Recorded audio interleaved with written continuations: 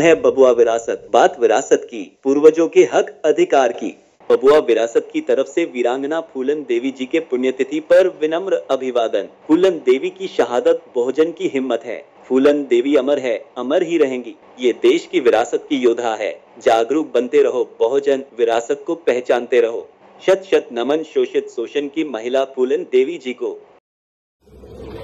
हाँ, एक अफसोस कि हम एक गरीब परिवार में हम औरत बन के क्यों पैदा हुए। आप अगले जन्म में क्या बनना चाहेंगी?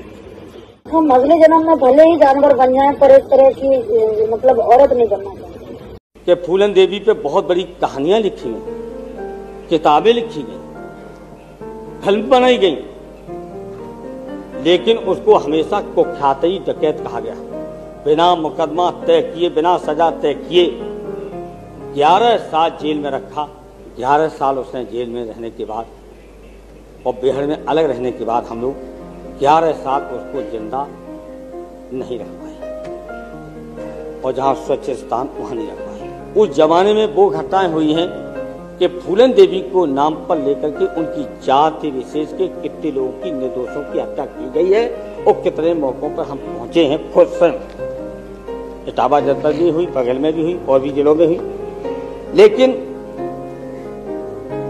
उसे इतना अत्याचार जुल्म झेला अध्यक्ष महोदय, उसके बाद भी बहुत सारी महिलाएं भाव होकर के आत्महत्या कर लेती, उस आत्महत्या नहीं की और इस अन्याय के खिलाफ लड़ने की कोशिश की।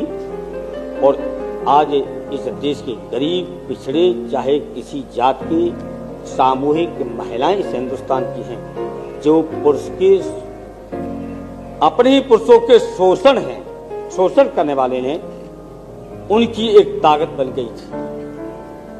और अफसोस के साथ कहना पड़ रहा है कि फूलन देवी पे बहुत बड़ी कहानियां लिखी गई, किताबें लिखी गई, फिल्म बनाई गई, लेकिन उसको हमेशा कुख्याती डकैत कहा गया। कभी भी समाज ने सम्मान नहीं दिया।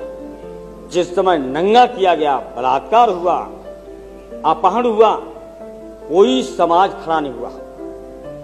और जब बिना मुकदमा तय किए, बिना सजा तय किए 11 साल जेल में रखा, तो हमने जब रिहा कर दिया,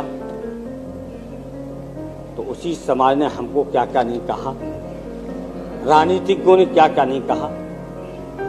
और जब इससे बड़े कुख्यात डकैत 33 साल के अंदर ही, नाम नहीं लूंगा, छोड़ दिए गए, और किन लोगों ने छोड़ा है,